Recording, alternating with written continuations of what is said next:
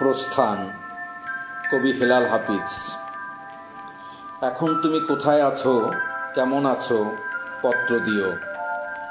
এক বিকেলে মেলায় কেনা খামখেয়ালি তাল পাখাটা খুব নিশীথে তোমার হাতে কেমন আছে, পত্র দিও। ক্যালেন্ডারের কোন পাতাটা আমার মতো খুব ব্যথিত ডাগর চোখে তাকিয়ে থাকে তোমার দিকে, পত্র দিও।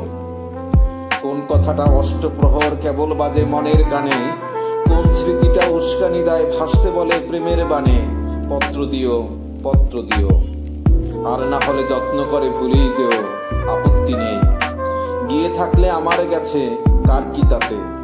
আমি না হয় ভালোবেসেই ভুল করেছি, নষ্ট ফুলের পরাগ মেখে 5 দুপুরের নির্জনতা খুন করেছি।